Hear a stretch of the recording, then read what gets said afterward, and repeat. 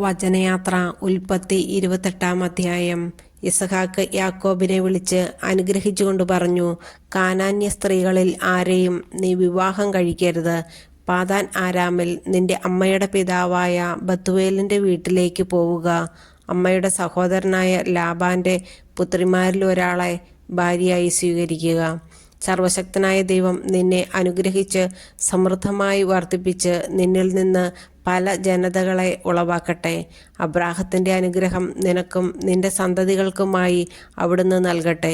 നീ ഇപ്പോൾ പരദേശിയായി പാർക്കുന്നതും ദൈവം അബ്രാഹത്തിന് നൽകിയതുമായ ഈ നാട് നീ അവകാശപ്പെടുത്തുകയും ചെയ്യട്ടെ. അങ്ങനെ ഇസഹാക്ക് യാക്കോബിനെ പറഞ്ഞയച്ചു. അവൻ പാദാൻ ആരാമിലുള്ള ലാബാൻ്റെ അടുക്കലേക്ക് പോയി. അരമായനായ ബത്തുവേലിൻ്റെ മകനും യാക്കോബിൻ്റെയും ഏസാവിൻ്റെയും അമ്മ റെബേക്കായുടെ സഹോദരനും ആണ് ലാബാൻ. ഇസഹാക്ക് യാക്കോബിനെ അനുഗ്രഹിച്ചതും പാദാൻ ആരാമിൽ നിന്ന് ഭാര്യയെ കണ്ടുപിടിക്കുന്നതിന് അങ്ങോട്ട് അവനെ പറഞ്ഞയച്ചതും ഏസാവ് അറിഞ്ഞു. അവനെ അനുഗ്രഹിച്ചപ്പോൾ കാനാന്യ സ്ത്രീകളിൽ നിന്ന് ഭാര്യയെ സ്വീകരിക്കരുത് എന്ന് അവൻ യാക്കോബിനോട് കൽപ്പിച്ചെന്നും തൻ്റെ മാതാപിതാക്കളെ അനുസരിച്ച് യാക്കോബ് പാദാൻ ആരാമിലേക്ക് പോയെന്നും ഏസാവ് മനസ്സിലാക്കി. കാനാന്യ സ്ത്രീകളെ തൻ്റെ പിതാവായ ഇസ്ഹാക്കിന് ഇഷ്ടമല്ലെന്ന് മനസ്സിലായപ്പോൾ ഏസാവ് അബ്രാഹത്തിൻ്റെ മകനായ ഇസ്മായേലിൻ്റെ അടുത്ത് ചെന്ന് അവൻ്റെ മകളും നെബായോത്തിൻ്റെ സഹോദരിയുമായ മഹലത്തിനെ ഭാര്യയായി സ്വീകരിച്ചു. അവനുണ്ടായിരുന്ന മറ്റു ഭാര്യമാർക്ക് പുറമെയായിരുന്നു ഇവൾ. യാക്കോബിൻ്റെ സ്വപ്നം. യാക്കോബ് ബേർഷബായിൽ നിന്ന് ഹാരാനിലേക്ക് പുറപ്പെട്ടു. സൂര്യൻ അസ്തമിച്ചപ്പോൾ അവൻ വഴിക്ക് ഒരിടത്ത് തങ്ങുകയും രാത്രി അവിടെ ചെലവഴിക്കുകയും ചെയ്തു.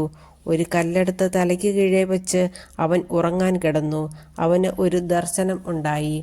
ഭൂമിയിൽ ഉറപ്പിച്ചിരിക്കുന്ന ഒരു ഗോവണി, അതിൻ്റെ അറ്റം ആകാശത്ത് മുട്ടിയിരുന്നു. ദൈവദൂതന്മാർ അതിലൂടെ കയറുകയും ഇറങ്ങുകയും ചെയ്തുകൊണ്ടിരുന്നു. ഗോവണിയുടെ മുകളിൽ നിന്നുകൊണ്ട് കർത്താവ് അരുളിച്ചെയ്തു, ഞാൻ നിന്റെ പിതാവായ അബ്രാഹത്തിൻ്റെയും ഇസഹാക്കിൻ്റെയും ദൈവമായ കർത്താവാണ്. നീ കിടക്കുന്ന ഈ മണ്ണ് നിനക്കും നിന്റെ സന്തതികൾക്കും ഞാൻ നൽകും. നിന്റെ സന്തതികൾ ഭൂമിയിലെ പൂഴി പോലെ എണ്ണമറ്റതായിരിക്കും. കിഴക്കോട്ടും പടിഞ്ഞാറോട്ടും തെക്കോട്ടും വടക്കോട്ടും നിങ്ങൾ വ്യാപിക്കും. നിന്നിലൂടെയും നിന്റെ സന്തതികളിലൂടെയും ഭൂമിയിലെ ഗോത്രങ്ങളെല്ലാം അനുഗ്രഹിക്കപ്പെടും. ഇതാ, ഞാൻ നിന്നോടു കൂടെയുണ്ട്. നീ പോകുന്നിടത്തെല്ലാം ഞാൻ നിന്നെ കാത്തുരക്ഷിക്കും. നിന്നെ ഈ നാട്ടിലേക്ക് തിരികെ കൊണ്ടുവരും. നിന്നോട് പറഞ്ഞതൊക്കെ നിറവേറ്റുന്നതുവരെ ഞാൻ നിന്നെ കൈവിടുകയില്ല. അപ്പോൾ യാക്കോബ് ഉറക്കത്തിൽ നിന്നുണർന്നു. അവൻ പറഞ്ഞു, തീർച്ചയായും കർത്താവ് ഈ സ്ഥലത്തുണ്ട്, എന്നാൽ ഞാനതറിഞ്ഞില്ല. ഭീതി പൂണ്ട് അവൻ പറഞ്ഞു, ഈ സ്ഥലം എത്ര ഭയാനകമാണ്! ഇത് ദൈവത്തിൻ്റെ ഭവനമല്ലാതെ മറ്റൊന്നുമല്ല. സ്വർഗത്തിൻ്റെ കവാടമാണിവിടം. യാക്കോബ് അതിരാവിലെ എഴുന്നേറ്റ് തലയ്ക്ക് കീഴെ വച്ചിരുന്ന കല്ലെടുത്ത് ഒരു തൂണായി കുത്തി നിർത്തി. അതിന്മേൽ എണ്ണയൊഴിച്ചു. അവൻ ആ സ്ഥലത്തിന് ബഥേൽ എന്നു പേരിട്ടു. ലോസ് എന്നായിരുന്നു ആ പട്ടണത്തിൻ്റെ ആദ്യത്തെ പേര്.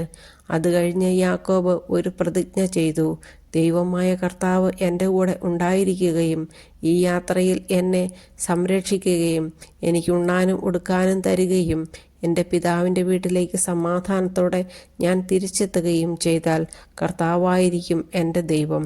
തൂണായി കുത്തി നിർത്തിയിരുന്ന ഈ കല്ല് ദൈവത്തിൻ്റെ ഭവനമായിരിക്കും. അവിടുന്ന് എനിക്ക് തരുന്നതിൻ്റെ എല്ലാം 10 ഞാൻ അവിടത്തേക്ക് സമർപ്പിക്കുകയും ചെയ്യും.